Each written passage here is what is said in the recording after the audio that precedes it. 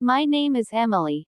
I'm 25, and for most of my adult life, I believed I had secured what many women spent years searching for: stability, loyalty, and a future.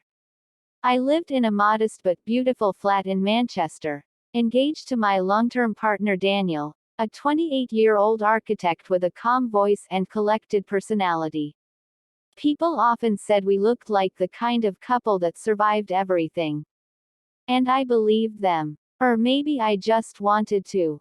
We met at university, bonding over cheap coffee, late-night library sessions, and shared dreams of building a peaceful life together. For years, everything was perfect. Birthdays, little surprises, rainy mornings spent watching films in bed. He used to leave handwritten notes on the fridge. He used to look at me like I was his entire world. But somewhere over the last year, his gaze shifted, not towards someone else at first, but towards ambition, stress, career goals. He started working late nights, answering emails during dinner, and leaving early in the mornings without kissing my forehead like he used to. I told myself this was normal. Long-term love changes form. Passion cools. Maturity replaces excitement. That's what everyone said. But I didn't want just maturity. I wanted warmth. I wanted to feel chosen. And that's where Adam entered like an uninvited thought I didn't know how to silence. Adam was one of Daniel's closest friends. 30, tall, with a kind of charm that made everyone in the room feel acknowledged. He was the opposite of Daniel: expressive, attentive, a natural listener. He visited often during football nights or weekend gatherings. He always greeted me first, always asked how I was doing before asking where Daniel was. At first, I didn't think much of it. But then I began noticing things. How he remembered my favorite tea flavor. How he defended me when Daniel teased me about being emotional. How he stayed behind to help clean up when others left. It wasn't attraction at that point. It was comfort, and that's where the danger truly began. Not in desire, but in feeling like someone finally saw me again. I started looking forward to his laugh. His presence. The way he leaned in slightly when I spoke, like my words deserved space. But I never acted on it. Because I was loyal. Or at least, I still believed I was. Until life reminded me that loyalty begins to crumble long before a kiss ever happens. It weakens in silence, in loneliness, and in all the things left unsaid. That was the beginning of my mistake. Or maybe Daniel's. Or maybe both of ours. The week everything changed began with an email notification. Daniel had been assigned to lead a week-long project in London. He kissed my cheek almost mechanically as he packed his suitcase. No excitement. No softness. Just routine. "Take care of yourself," he said, without looking at me. The door clicked shut, and I remember standing there, not sad he was gone, but oddly relieved. The flat was quiet. Too quiet. But then, Adam texted. "Daniel told me he's away. Do you need anything? Don't freeze alone in that icebox if the heater's still broken." The heater was broken. And I was cold. So I said yes. He arrived with his usual careless grin, toolbox in hand. I made tea while he worked under the radiator, swearing occasionally at rusted bolts. It felt normal. Safe. But then, the power went out. A full city grid failure due to heavy snow. We lit candles. The room glowed in flickering gold. He sat across from me on the living room floor, holding his mug, his eyes softer than I had ever seen them. Silence settled.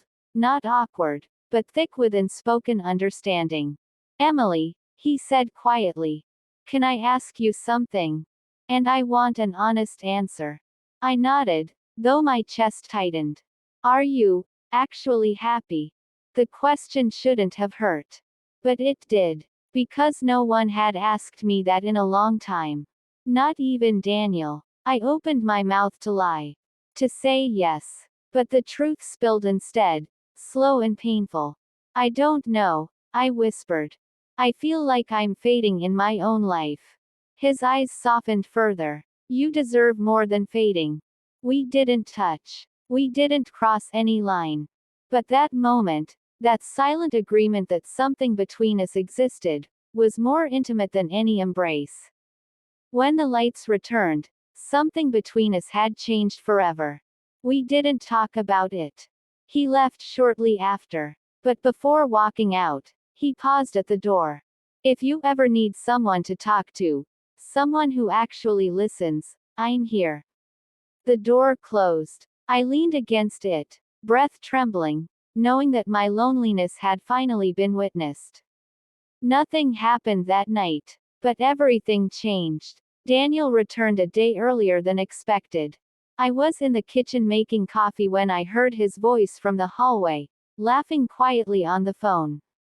I froze when I heard him say, "She still has no idea." "Don't worry, I'll see you this weekend." My hands went numb. He ended the call. I stepped into the hallway, asking casually, "Who was that?" He flinched, just slightly, before saying, "Too fast, just work stuff." He walked past me, and that's when I knew.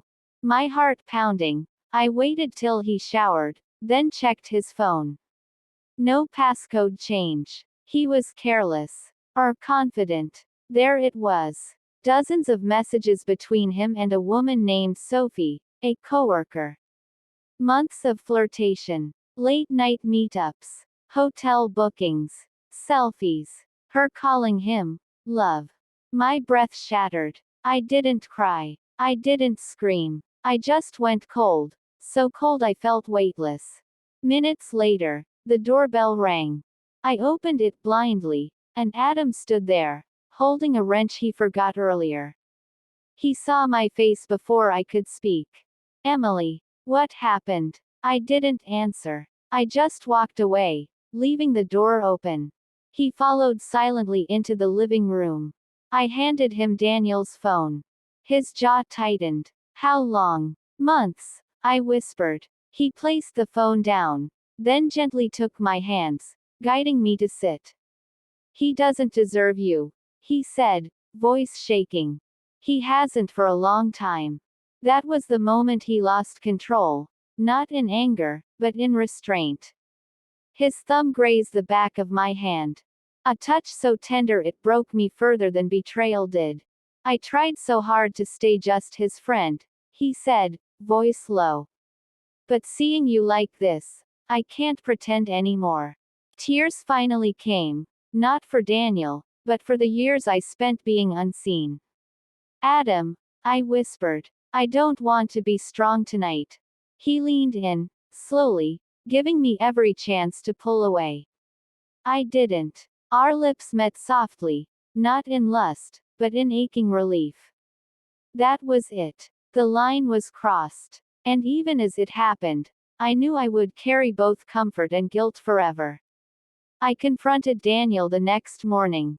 I expected denial. I expected rage. But I didn't expect indifference. He didn't apologize. He didn't beg. He simply shrugged and said, "I was going to tell you eventually." Things just got boring between us. Boring. 5 years. Reduced to boring. Something inside me snapped. "I know about Sophie," I said, voice steady.